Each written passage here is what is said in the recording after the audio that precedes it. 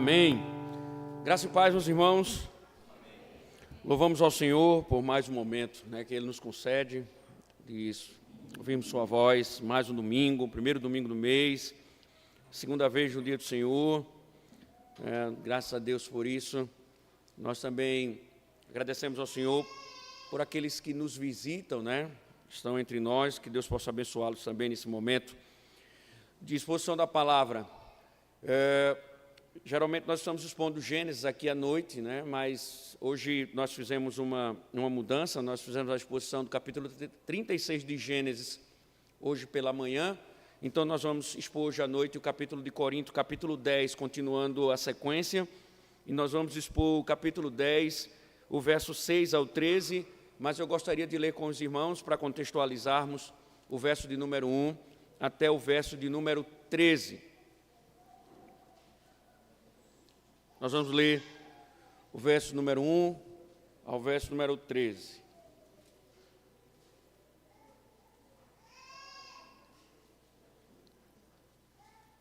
Primeira Coríntios, capítulo 10, verso de número 1 ao verso de número 13. Vou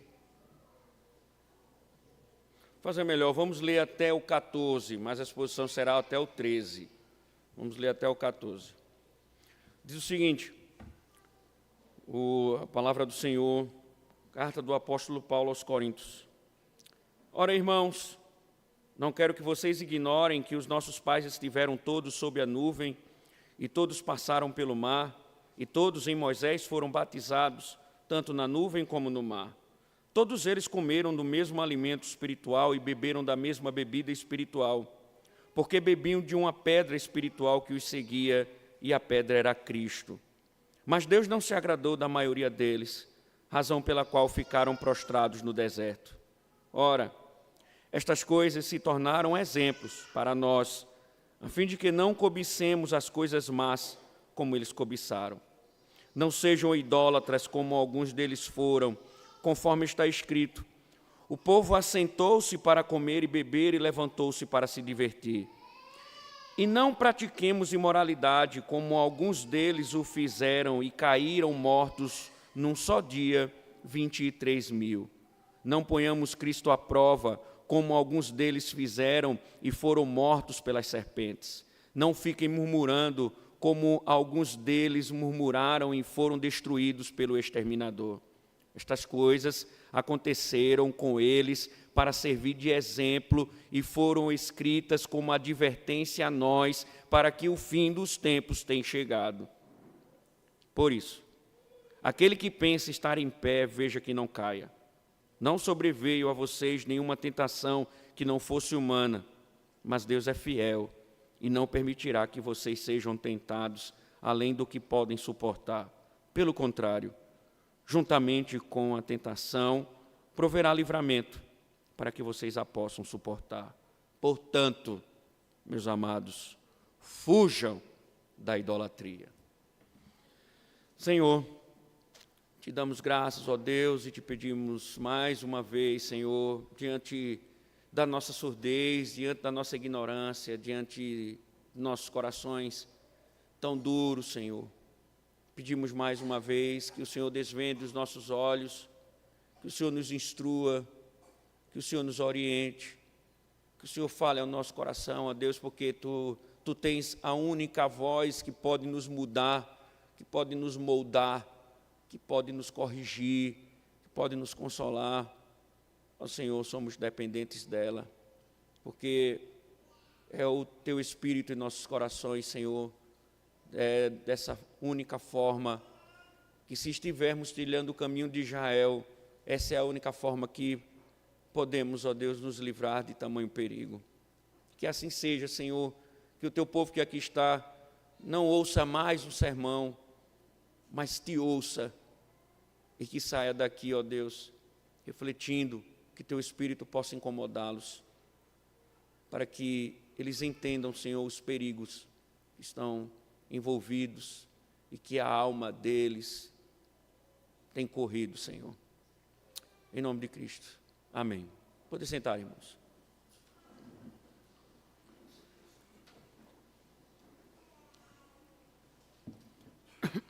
Quando você vê uma placa dizendo perigo, você já sabe que desobedecer pode custar a sua vida. É o caso, por exemplo, das praias de Recife. Tem locais que, quando você chega, dá de cara logo com um alerta proibindo tomar banho devido ao risco de ataques de tubarão.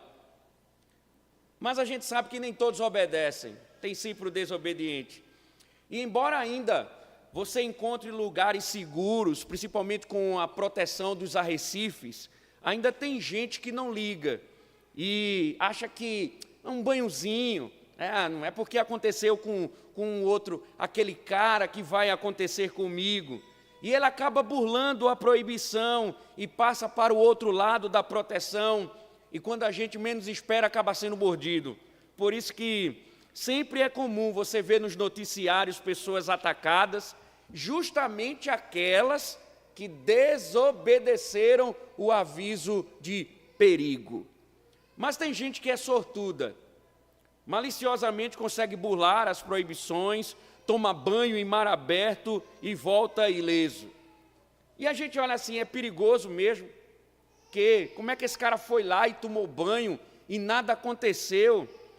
E o cara ainda sai contando de forma ousada como ele entrou, brincou no mar e nada aconteceu, como se todos aqueles noticiários fossem mentirosos.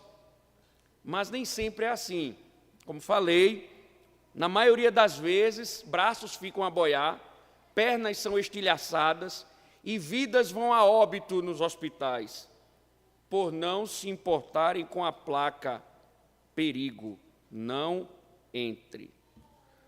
Quando a gente lê o Antigo Testamento, nós não podemos cair no erro de pensar que vamos ler histórias do Antigo Testamento, que são histórias antigas, que a gente não deve ligar muito. Na verdade, irmãos, não podemos esquecer, estamos ensinando aqui, instruindo de forma clara e objetiva, que o Antigo Testamento contém a história da redenção. E automaticamente a história da redenção, a história da salvação, ela contempla maravilhosas histórias do reino espiritual, maravilhosas realidades do mundo espiritual que nos enxerga e que produz em nós a redenção, mas também nessas histórias existem exemplos negativos, ruins.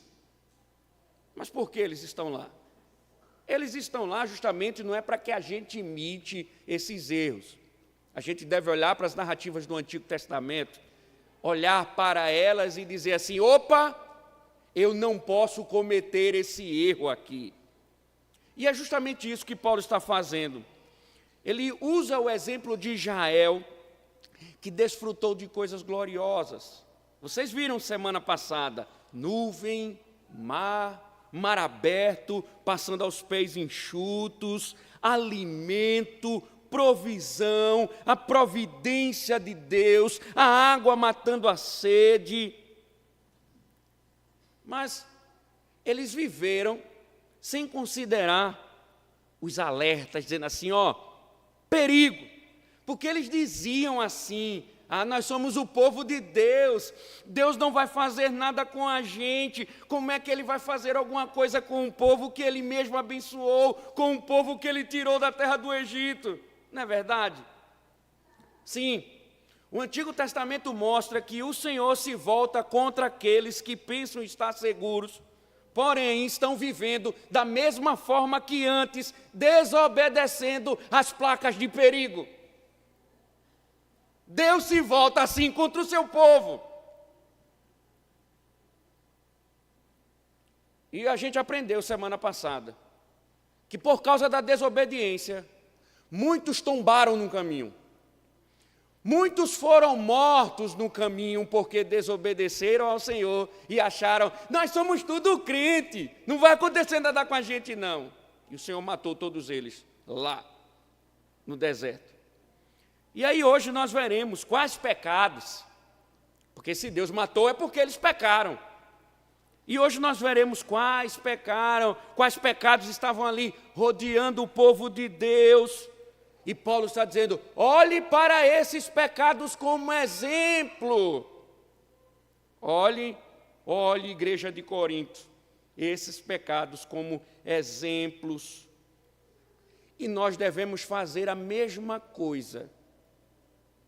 Olhar como exemplos. Porque esses exemplos estão com placas vermelhas, bem identificadas, dizendo, cuidado, ultrapassar os limites é perigoso. E nós não podemos cometer o mesmo erro de Israel. Deus não vai fazer nada conosco. Bora, cuidado. Porque se Deus não poupou o povo dele no Antigo Testamento, Ele não vai nos deixar imunes, caso venhamos a viver de forma desobediente. É isso que Paulo agora vai ser bem objetivo para a igreja de Corinto. Paulo vai dizer, não vacilem, não ultrapassem os limites, porque do jeito que Israel tombou, se vocês não se arrependerem, vocês irão tombar também. Vamos para o texto, para a gente ver como fica bem evidente isso na narrativa. Volte para o verso número 6. Veja o que Paulo diz. Ele do capítulo 10, verso 1 ao 5, ele instrui a igreja, resumidamente, que Israel desfrutou de benefícios espirituais. Nós vimos semana passada que esses benefícios, eles representavam bênçãos espirituais para o povo. Então a gente viu, por exemplo, que a nuvem e o mar representavam um batismo cristão, ou seja, quando Israel desfrutou da nuvem que guiava, quando Israel passou pelo mar, significou o batismo, era o sinal de iniciação como povo de Deus. E Paulo mostrou que o maná, o alimento que Deus dava no deserto, era o alimento espiritual que representava a Santa Ceia. Ou seja, nós vimos aqui do verso número 1 ao verso número 5, dizendo que o povo de Deus no Antigo Testamento desfrutava de realidades espirituais, gozavam de realidades espirituais que comunicavam a esse povo que esse povo era o povo separado de Deus. Agora, ele chegou a informar, melhor dizendo, anteriormente, que esse povo foi desobediente, que esse povo desobedeceu e que Deus matou todos eles, só restando 2 indivíduos para entrar na terra prometida. E nesse resumo, Paulo já deixou claro que isso serviria de exemplo. Agora, Paulo, ele vai dar detalhes dos pecados que envolveram o povo e que levou o povo à rebeldia. Então, Paulo tem um interesse nessas histórias, porque ele está diante de uma igreja que está vivendo numa condição de igreja cheia de pecados. Nós estamos no capítulo 10. Nós já vimos imoralidade, nós já vimos divisões, nós já vimos inúmeros pecados, problemas com casamento, problemas com sexualidade. Nós estamos vendo agora Paulo tratando sobre idolatria. No capítulo 11 vai ter problema com mulher, no capítulo 11 vai ter problema com ceia, vai ter problema com dons, vai ter problema com amor, ou seja, a igreja já estava meio bagunçada.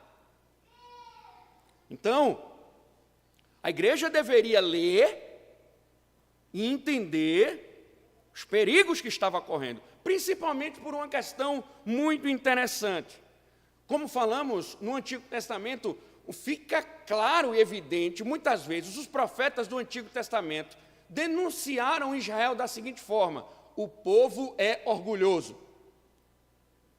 O povo é orgulhoso. E esse orgulho é justamente o fato de que o povo, ele se posicionava no Antigo Testamento, como nós falamos aqui. Nós somos povo de Deus. Não vai acontecer nada com a gente. E muitas vezes os profetas denunciavam isso, que o povo estava orgulhoso e esse orgulho não fazia ou não permitia que eles enxergassem o perigo que estavam correndo. Lembra que esse orgulho também estava na igreja. Paulo, quando escreve e denuncia o caso de imoralidade, no capítulo 5, Paulo, ele chega a dizer: eu, diante de um pecado que está cometendo a igreja, lembrando que era um filho tendo um relacionamento, um filho de um homem tendo um relacionamento com a madrasta, Paulo fica estarrecido, não só com o pecado, mas muito mais com o comportamento da igreja. Porque Paulo diz: era para vocês estarem lamentando, era para vocês estarem chorando. O termo grego para lamento significa um pranto fúnebre. Era como se esse pecado causasse nos irmãos um choro, como se alguém estivesse morrido, ou tivesse morrido. Mas o que é que Paulo diz no capítulo 5? Vocês estão orgulhosos. Vocês, diante da gravidade, estão orgulhosos e permitindo que esse imoral fique no meio de vocês. Paulo, então, agora, ele vai começar a tratar esse orgulho, porque foi esse orgulho que derrubou Israel. Foi esse orgulho que acabou destruindo ou trazendo o juízo de Deus para o povo de Israel. Aí veja o verso número 6, que ele diz assim: ora, estas coisas se tornaram exemplos para nós, a fim de que não cobicemos as coisas más como eles cobiçaram. Paulo começa com a cobiça, dizendo que Israel cobiçou. Você lembra alguma coisa? A gente já explicou aqui. Essa referência de Paulo é a referência do povo reclamando por comida. Eles estavam simplesmente cansados do maná. A gente vai ver alguns textos do Antigo Testamento. Volte para Números, ou vá lá para Números, Pentateuco. Lá no começo de Números, ou o livro de Números, no começo da Bíblia, veja o capítulo 11.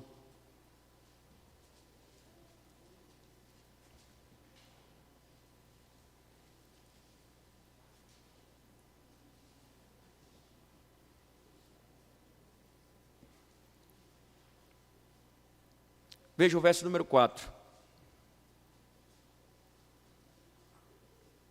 11:4. E o populacho que estava no meio deles veio até grande desejo das comidas dos egípcios. Também os filhos de Israel começaram a chorar outra vez, dizendo: quem nos dará carne para comer? Lembramos dos peixes que comíamos de graça no Egito. Que saudade dos pepinos, dos melões, dos alhos silvestres, das cebolas e dos alhos. Mas agora a nossa alma está seca e não vemos nada a não ser este maná. O que Moisés está dizendo aqui é que o povo estava descontente e reclamando do alimento que Deus estava dando. Eles estavam simplesmente se queixando do alimento que Deus estava dando. Por causa dessa insatisfação, eles estavam cobiçando novamente a picanha do Egito. Lá tem Minha Casa Minha Vida. Lá tem o auxílio. Lá tem picanha. Que saudade de comer picanha. Eu preciso de picanha.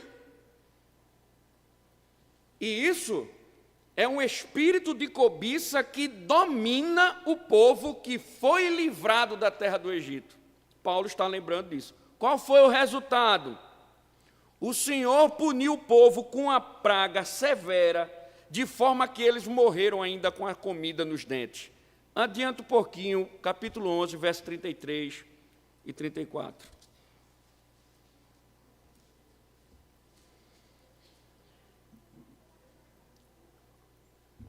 Enquanto a carne ainda estava entre os seus dentes, antes que fosse mastigada, a ira do Senhor se acendeu contra o povo e o feriu com uma terrível praga.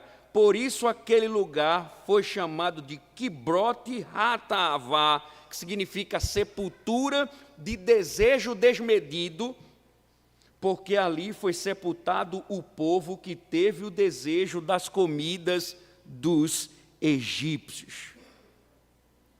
Veja, irmãos, eles estavam possessos de gula, ganância por comida, cobiçando a comida do Egito, e isso eles transgrediram o mandamento: não cobiçarás.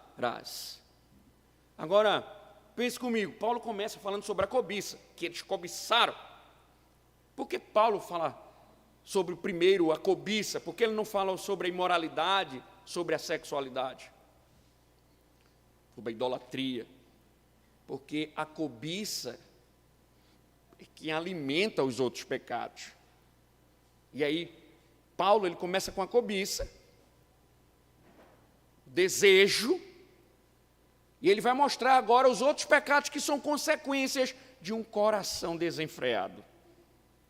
Aí você vai para o verso 7. Volte lá, para 1 Coríntios. Capítulo 10, verso 7. Você deixa a Bíblia marcada aqui, que a gente vai de vez em quando voltar para o Antigo Testamento. 1 Coríntios 10, 7. Não sejam idólatras como alguns deles foram, conforme está escrito: o povo assentou-se para comer e beber e levantou-se para se divertir. A segunda referência, eu acho que você já sabe do que se trata. É o episódio em que Arão permitiu o povo fazer um ídolo na forma de bezerro. Moisés estava lá no monte, eles estavam insatisfeitos com a demora de Moisés, então eles dizem assim: não, a gente precisa adorar alguma coisa, a gente precisa fazer um culto. E aí Arão, atendendo, um belo líder, lembra o líder contemporâneo, ou os líderes contemporâneos que faz a vontade do povo. O povo diz: vamos fazer uma adoração aqui, eu quero uma festinha, um deusinho, para a gente brincar um pouquinho aqui. Aí ele disse: então tira aí as argolas, os brincos, vamos trabalhar e vamos criar um bezerro de ouro. Violação do segundo mandamento, que proíbe a idolatria, que proíbe o culto falso, que proíbe fazer aquilo liturgicamente que Deus não ordena. E eles substituíram o Deus verdadeiro por uma imagem esculpida de um Deus egípcio. É um culto abominável. Veja, irmãos, Deus tirou o povo do Egito para adorá-lo, não para o caminho da idolatria, mas insatisfeitos pela demora de Moisés, pediram que um ídolo fosse criado segundo os deuses do Egito, e o bezerro de ouro foi a violação do segundo mandamento. E diz o texto que eles adoravam o bezerro como se fosse Deus. Foi uma baita de uma festa na violação do segundo mandamento.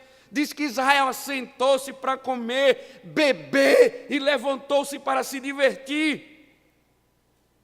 Observe, irmãos, tudo começou com eles reclamando de Moisés, com eles insatisfeitos com Moisés. Seguida criaram um ídolo, depois comeram, beberam e se divertiram. Até o culto egípcio eles copiaram. Porque o que Moisés está chamando a atenção aqui é algo duro. Porque quando Paulo, ele está fazendo uma citação do próprio Êxodo, Paulo não está querendo falar de qualquer festinha, não. Paulo está querendo falar aqui e mostrar o que aconteceu em Êxodo. Foi cachaça até dizer basta. Comida até dizer basta.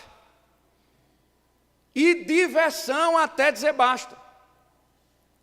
Ou seja, foi pecado em cima de pecado por causa de uma insatisfação que começou com a demora de Moisés, e eles fizeram um culto falso e violaram o segundo mandamento. Agora, sabe o que é mais interessante? Aqui, além deles soltarem a franga nesse culto, a palavra se divertir aí, usada por Paulo no grego, ela é a mesma palavra para pecado sexual. Ela é a mesma palavra usada para pecado sexual. Então, veja a evolução, a forma como o pecado se desenvolve. O povo assentou-se para comer glutonaria, beber, enchendo a cara. Automaticamente, ao encher a cara, eles foram se divertir, ou seja, eles foram se prostituir. Violação do segundo mandamento. Por isso que o verso 8 faz todo sentido. Volte para o verso de número 8. E não pratiquemos a imoralidade como alguns deles o fizeram e caíram mortos num só dia, 23 mil. A terceira referência de Paulo é o evento que vai acontecer no final da viagem de Israel. Instigados por Balaão, os israelitas adoraram Baal-Peor, observaram os ritos dos cananeus e se deram às práticas sexuais e morais dos povos pagãos. O povo caiu na imoralidade, seduzidos pelo paganismo, e isso, irmãos, é visto nas Escrituras com tanta gravidade, que muitas vezes esse pecado, ele é lembrado pelos profetas, inclusive no livro de Salmos. E Moisés deixa claro que eles transgrediram o sétimo mandamento. O que foi que aconteceu com eles? Veja aí Números 25, de 1 a 4.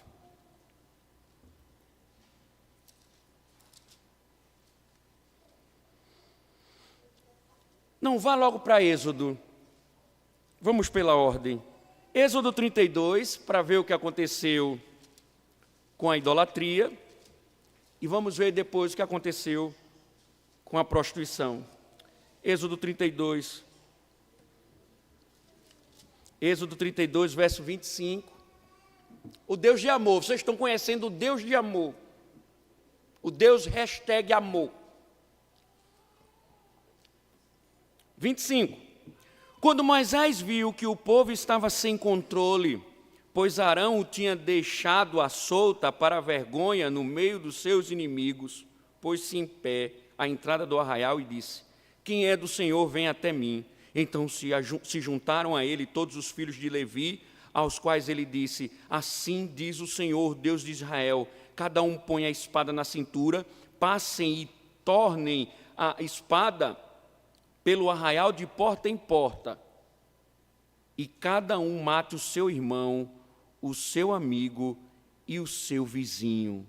E os filhos de Levi fizeram segundo a palavra de Moisés, e naquele dia morreram uns 3.000 homens.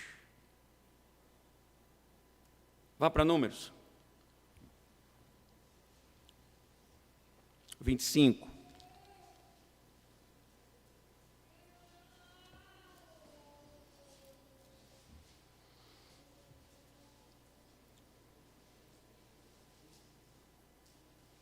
Um a 4.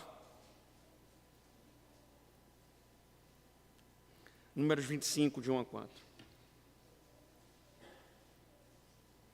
Quando Israel estava em Sitim, o povo começou a prostituir-se com as filhas dos moabitas. Estas convidaram o povo aos sacrifícios oferecidos aos seus deuses. E o povo comeu a carne dos sacrifícios e adorou os deuses dessas mulheres. Assim, quando Israel se juntou ao culto a Baal-Peor, a ira do Senhor se acendeu contra Israel. O Senhor disse a Moisés: reúna todos os chefes do povo, os chefes aqui eram os presbíteros, e enforque-os diante do Senhor ao ar livre, e a ardente ira do Senhor se afastará de Israel. Vá para o verso 9. Os que morreram da praga foram 24.000. Povo imoral morreu, porque Deus feriu esse povo por violar o 7º mandamento. Aí talvez tenha surgido uma dúvida aí, pastor, porque Moisés ele dá um número e Paulo dá outro, né? Porque um é arredondado para mais e outro para menos. A questão é essa. Um arredondou mais de 23.000 para 23.000 e o outro mais de 23.000 para 24.000. Mas o importante mesmo é a quantidade de gente que morreu por causa do pecado de imoralidade. Mas Paulo ainda tem outro exemplo. Vamos para o verso 9. O verso número 9, capítulo 10. Olha o que é que diz Paulo. Não ponhamos Cristo à prova como alguns deles fizeram e foram mortos pela serpente, ou pelas serpentes. Essa é a história dos incidentes das cobras, né? Números lá 21, que você também deve conhecer muito bem, que nos conta verdades sobre o que Paulo tem procurado aqui nos explicar, e a gente vai lá para Números 21 de novo, veja novamente lá, Números 21,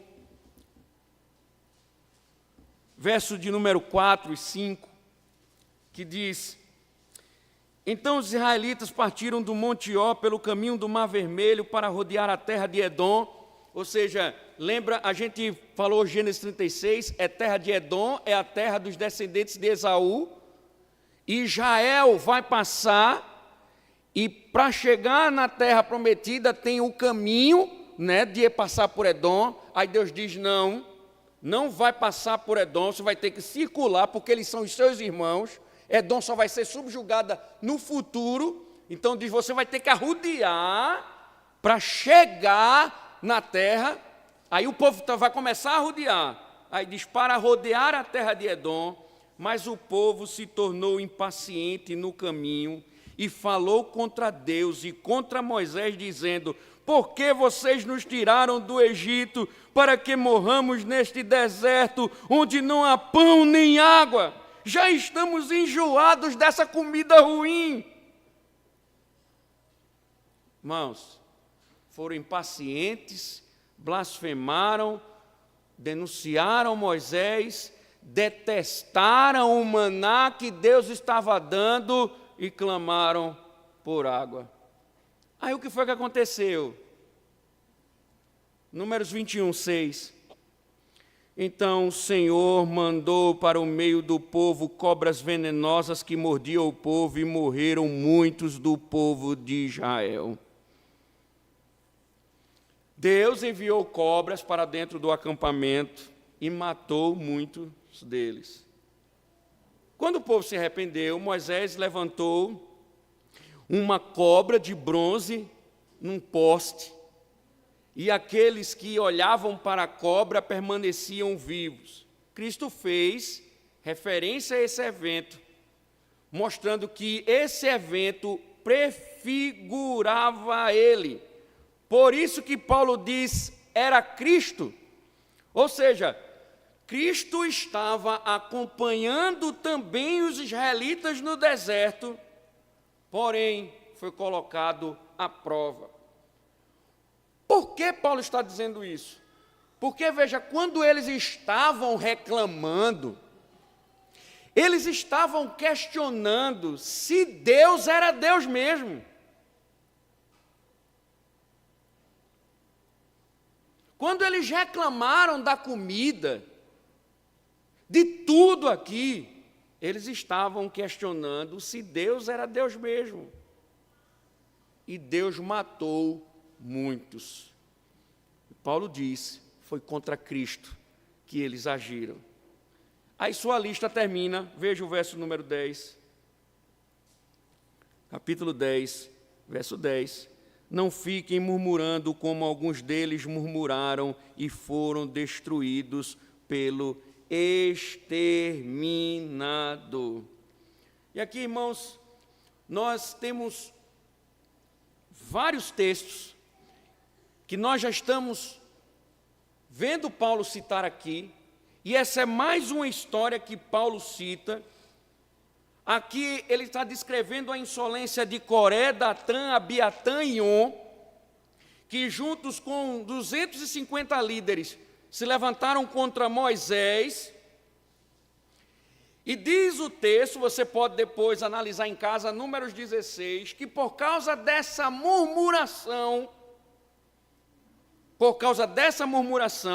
que também foi alimentada pelo povo, a Bíblia diz que muitos morreram de uma praga que Deus enviou. Veja aí rápido, Números 16, verso 41 e o verso 49.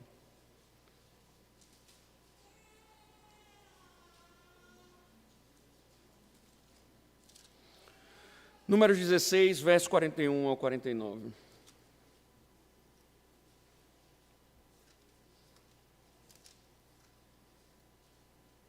(41 e 49). 41. Mas, no dia seguinte, toda a congregação dos filhos de Israel murmurou contra Moisés e contra Arão, dizendo, vocês mataram o povo do Senhor. Verso 49. Ora, os que morreram daquela praga foram 14.700, fora os que morreram por causa de Corá. Arão voltou para junto de Moisés, à porta da tenda do encontro, e cessou a praga. A murmuração levou o povo a receber o juízo de Deus. Então vamos lá. Paulo fez o resumo e diz, olha, igreja, que isso sirva de exemplo. Primeiro, veja a cobiça. Veja que eles cobiçaram. Eles foram cobiçosos. Eles desejaram as coisas do Egito e Deus mandou praga. Veja que eles foram idólatras. Eles levantaram um bezerro de ouro e Deus mandou praga e matou.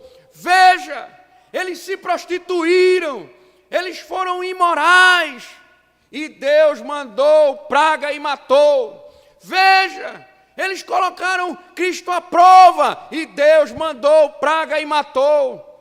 Veja, igreja de Corinto, eles murmuraram, Deus mandou praga e matou.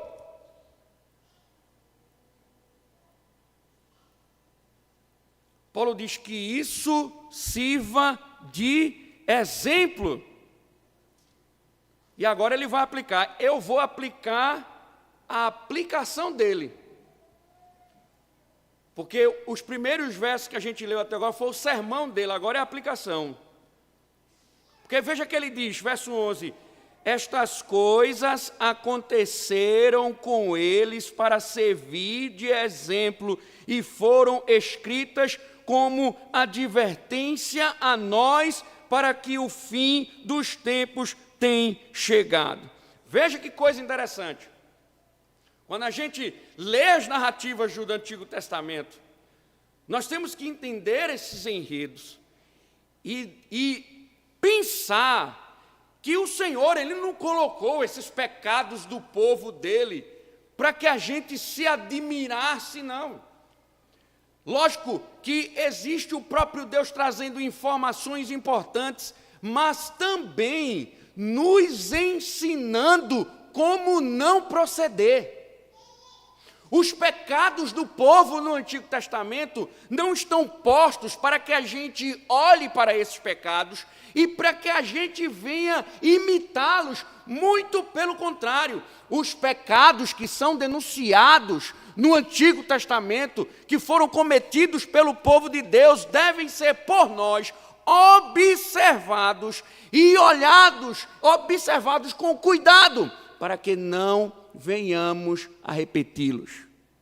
Por isso que Paulo diz: estas coisas aconteceram com eles para servir de exemplo e foram escritas como advertências.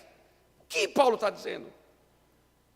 Nós não podemos cair no erro de imaginar que Deus não derramará a sua ira se formos desobedientes.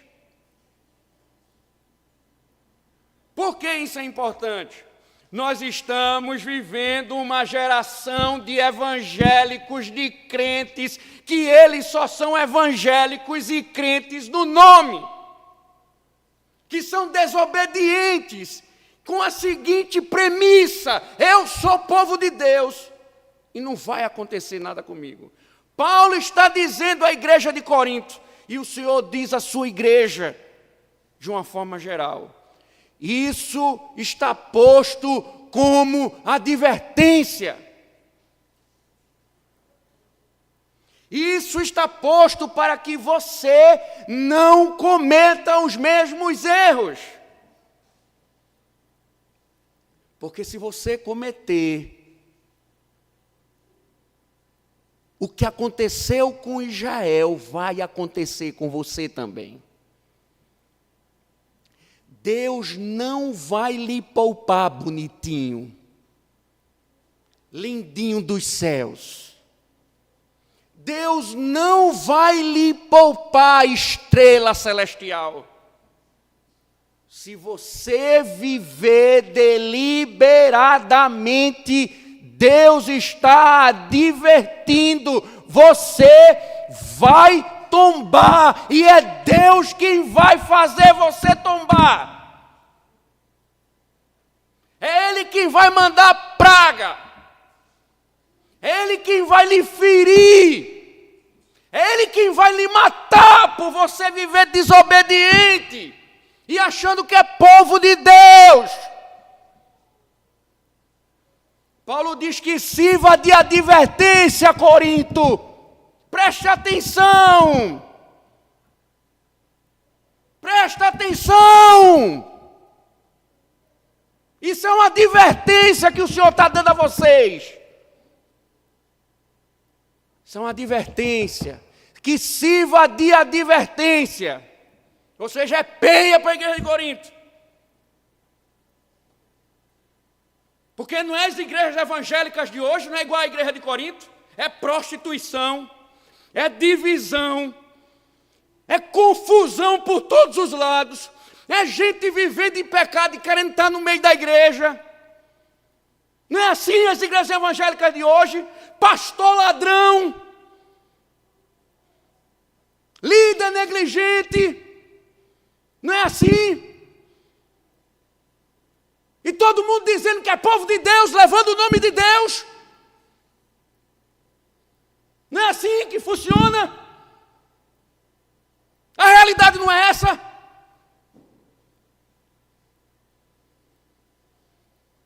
O terceiro mandamento diz: não tomarás o nome do Senhor teu Deus em vão. Por que não tomar? Não é que o nome é sua, que você toma, não. A ideia hebraica ali de alguém que carrega uma identidade, carrega um nome nas costas.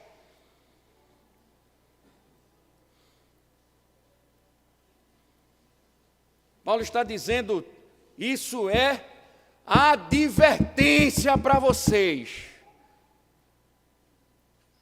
O que aconteceu com Israel, vai acontecer que se você não tomar cuidado. Isso é muito importante, irmãos, precisamos entender. Por quê?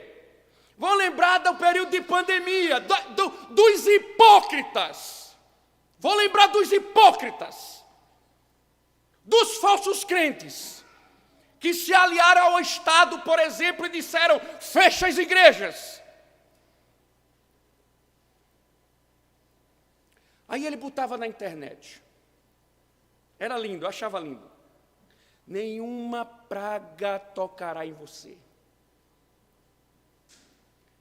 Mas quando abria a igreja para cultuar, ele não vinha. Porque ele tinha medo de ficar doente. Porque o pastor era um irresponsável. Porque a igreja era imprudente. Ora, santo, se nenhuma praga vai te tocar, por que tu não vem para o culto? Mas ele não considerava, por exemplo, as pragas que o Senhor derramou por causa do povo dele que negligenciou o ajuntamento. Por quê? Porque o Deus que ele ama não é o Deus da Escritura, é o Deus ídolo que ele criou. Vai lá para Hebreus 10.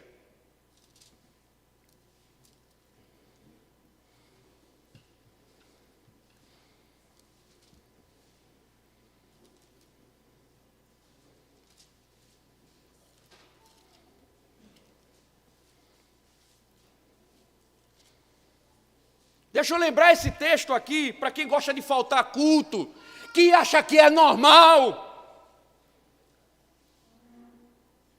que acha que não tem problema nenhum congregar, que acha que ficar sem igreja é algo normal, que Deus não vai fazer nada, que Ele é crente de todo jeito. Olha o que o autor aos Hebreus está dizendo, a partir do verso número 23, guardemos firme a confissão da esperança sem vacilar, pois quem fez a promessa é fiel. Cuidemos também de nos animar uns aos outros no amor e na prática de boas obras. Não deixemos de nos congregar como é costume de alguns. Pelo contrário, façamos admoestações, ainda mais agora que vocês veem que o dia se aproxima. Olha a exortação do autor: porque se continuarmos a pecar de propósito, depois de termos recebido o conhecimento da verdade, já não resta sacrifício pelos pecados. Pelo contrário, resta apenas uma terrível expectativa de juízo e fogo vingador prestes a consumir os adversários. O vingador que matou o povo lá no Antigo Testamento está vivo para destruir crente que falta culto, que não congrega.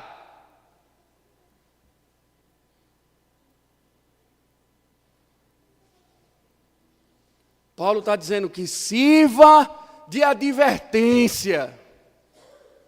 E o autor aos Hebreus está endossando: não deixe de congregar, porque se deixar, o juízo de Deus vai vir, o exterminador virá.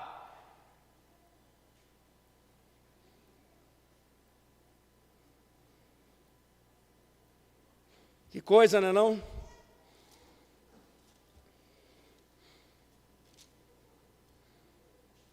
Olha o que é que diz o verso 12 do capítulo 10 de Corinto.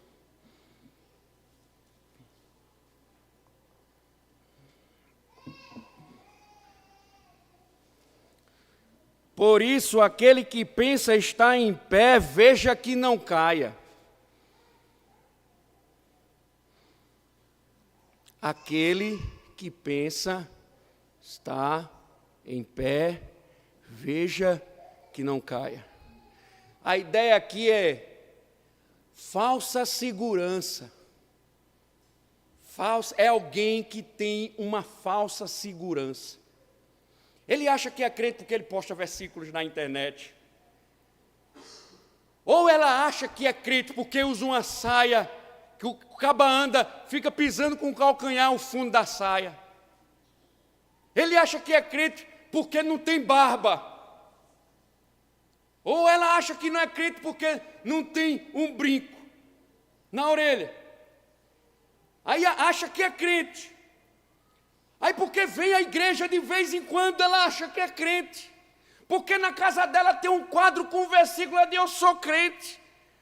Porque na mesa dela está a Bíblia aberta no Salmo 91. Ela acha que é crente.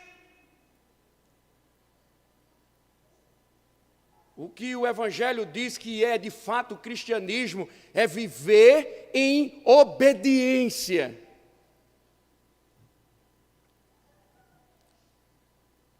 Quem não vive em submissão à palavra de Deus é um desobediente. Mas ele acha que é crente. Paulo diz: cuidado, aquele que pensa está em pé, veja que não caia. Veja que não caia. Olha, irmãos, preste atenção. Olha os pecados que destruiu Israel. Cobiça. Quantos crentes não se afastam do Evangelho por causa da cobiça? Quantos crentes não desobedecem a Deus por causa da cobiça? Quanta gente não joga a alma no lixo por causa da cobiça? Por causa do desejo de ter. Eu quero mais dinheiro. Eu quero mais conforto. E é uma vida de cobiça. Veja, irmãos, que coisa interessante. Israel estava cobiçando pepino. Ele não se bola. Não estava cobiçando BMW, não. É porque eles queriam o que o Egito tinha. Quantos crentes já não tombaram? Quantos o Senhor já não fez tombar? Porque está desejando os pepinos do Egito. Vem da alma, porque eu quero fazer o concurso. Eu vou trabalhar de domingo a domingo, mas eu vou fazer esse concurso. Eu preciso de mais dinheiro, eu tenho que ter mais dinheiro, eu vou faltar à igreja. Mas eu preciso de dinheiro. Eu preciso ter um carro do ano. Então eu vou agir assim para ter um carro. Eu não vou mais para a igreja. Eu vou passar um tempo sem cultuar a Deus publicamente. Mas eu tenho que ter aquele bem que tanto desejo. Israel tombou. Cobiça. Desejando as coisas do Egito. Automaticamente vem a murmuração. Por que a murmuração? Saltando para a murmuração. Porque vem a questão da insatisfação do que Deus dá. Eu nunca estou satisfeito com o que Deus me dá. Nunca. É assim? É assim ou não é? Por que eu nunca estou satisfeito? Por quê? O que eu estou buscando? Porque, por exemplo, o Senhor diz, para tratar da ansiedade, Jesus não tinha naquela época Rivotril, nem remédio para tratar, Jesus não era psicólogo. Ele diz, a ansiedade é porque vocês estão olhando para o lugar errado.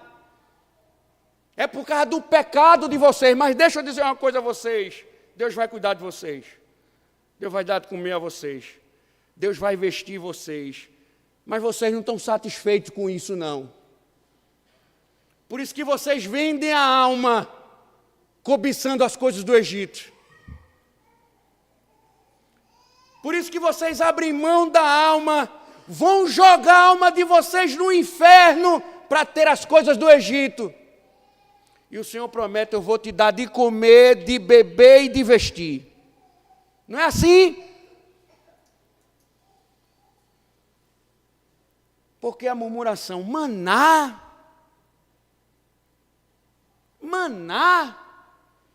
eu não aguento mais maná, eu não aguento mais cuscuz, eu quero é picanha. Eu quero uma picanha. Não é assim? Eu vou votar num safado, num ladrão, que defende aborto,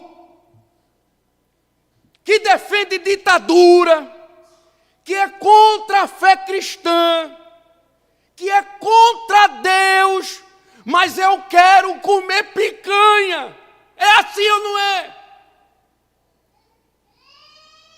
Estou mentindo? Se ele coloca um homem que defende aborto para governar um país por causa de uma picanha, imagina o que ele não faz com a alma dele.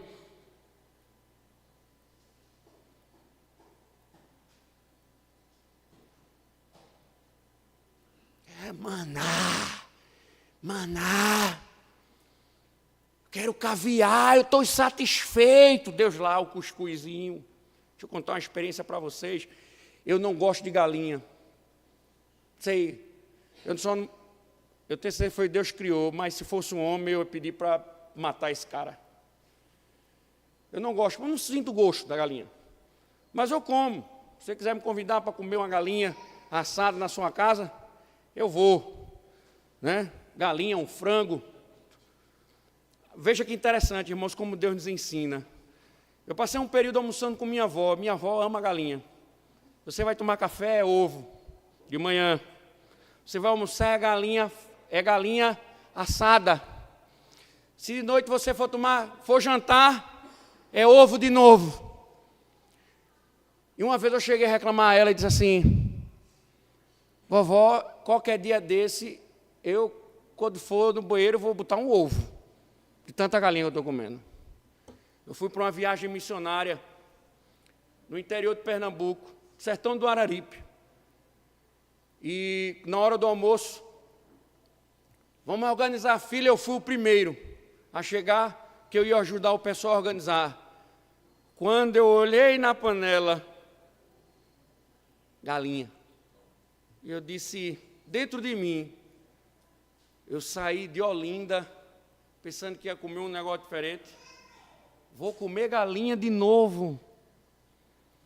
Irmãos, quando chegou o povo, que o pastor disse assim: vamos almoçar, vamos orar, eu quero dizer a vocês, é galinha. Rapaz, parecia o gol do Sport vencendo o Flamengo em 1987. Galinha, glória a Deus. Difícil a gente comer galinha aqui. Na hora, minha consciência me denunciou. Deus me dando galinha e eu reclamando da galinha. E um povo não sabia nem o que era isso. Não é assim? Deus está mandando maná. E você está dizendo, não quero. Eu quero picanha.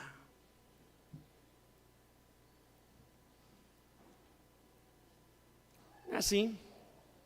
Imoralidade. Quantas famílias não estão sendo destruídas por causa de pornografia? Quantas famílias não estão sendo destruídas por causa de pornografia, por causa de TikTok, por causa de tic-tac, por causa da pornografia? E eles começam a cobiçar outras mulheres. Eles começam a olhar para as esposas e desejando aquelas mulheres falsas que são pintadas na internet. Imoralidade. Quantas mulheres também que se dizem crentes não se vestem imoralmente. Imoralidade, pecado, violação do 7º mandamento. Paulo diz, não defraudeis mulheres, ou seja, uma mulher que anda sensual, ela provoca os apetites apetites da natureza pecaminosa de um homem, e a Escritura proíbe isso, porque isso é imoralidade.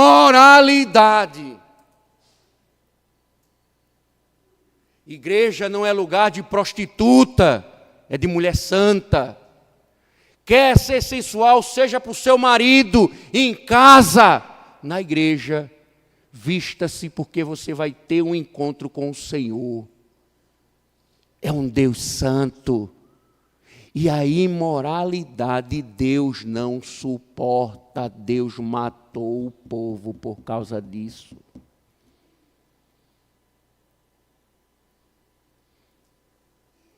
Imoralidade.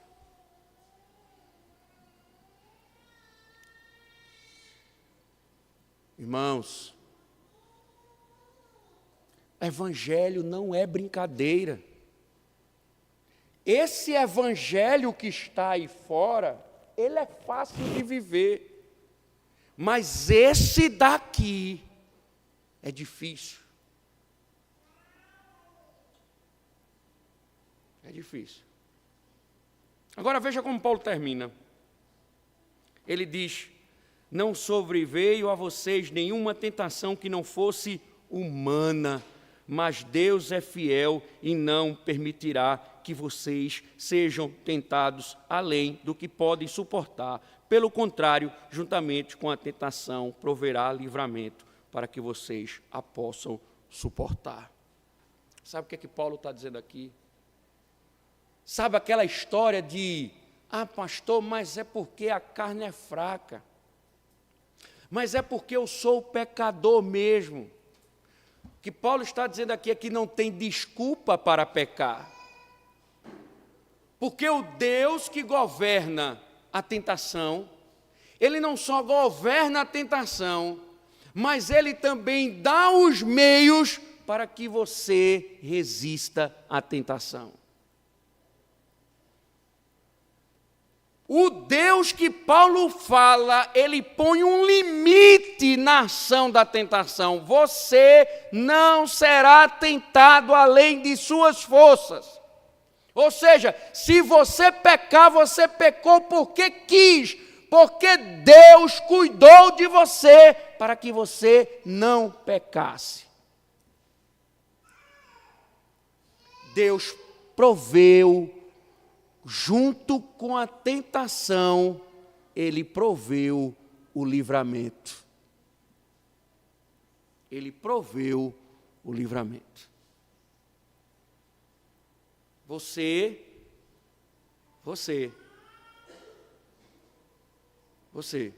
ao ser tentado, o que Paulo está dizendo é que junto com a tentação, Deus lhe deu o livramento.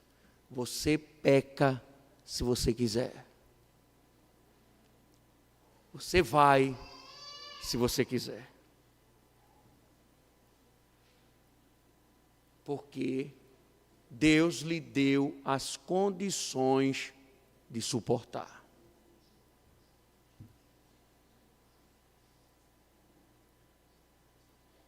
Eu vou finalizar, irmãos. Sabe qual é o nosso problema? É aquilo que eu sempre falo. Falta em nós céu. Falta em nós desejo pela eternidade. Falta em nós desejar a Deus. Por isso que muitos tombam. Porque eles estão vivendo para esse mundo. Por isso que muitos já tombaram, irmãos. Meus irmãos, isso é sério. Pare para pensar. O Senhor não está brincando, Ele está alertando. Se você acha que isso é ira, isso é graça, porque Ele está alertando o povo dele. Paulo está dizendo, vejam isso como exemplo, são advertências para que vocês não continuem assim, para que vocês não venham a receber a ira de Deus.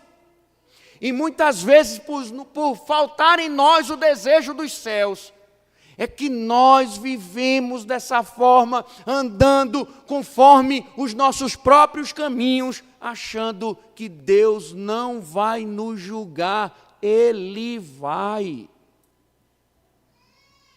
Não vá nessa onda de Deus é amor, porque Deus também é ira. Se Deus não poupou o seu próprio Filho, que recebeu a ira por causa dos nossos pecados, como é que Ele vai poupar você? Como é que Ele vai poupar você? Nós é que estamos brincando de ser crentes. Nós é que adoramos um Deus que não é o Deus revelado nas Escrituras. O Deus que nós dizemos que adoramos é um Deus que nós criamos, que está ao nosso serviço, que atende os nossos desejos. Esse é o Deus que nós adoramos, mas o Deus da Escritura é um Deus santo e considera os pecados do seu povo, a rebeldia do seu povo. Então, meu irmão, só tem um caminho, é o arrependimento. Só tem um caminho,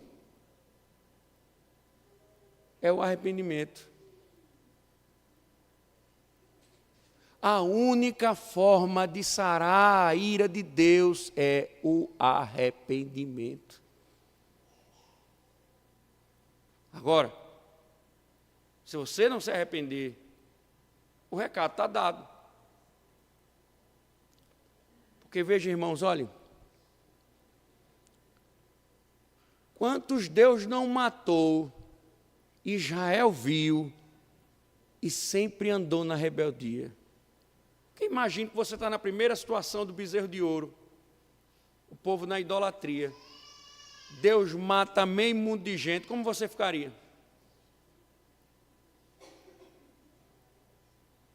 Não era para provocar um teimosinho, né, não? Não era já para dizer alguma coisa, mas na frente o povo peca de novo, Deus mata de novo. Assim é um pecado, irmãos. Quando ele não é tratado na origem, outros pecados virão. Se tivesse sido tratado no primeiro ato do juízo de Deus, os outros teriam sido evitados. E foi tombando 1.000, 3.000, tantos mil, 24.000, até que entrou somente 2.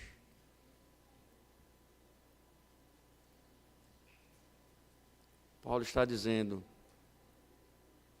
isso serve de advertência.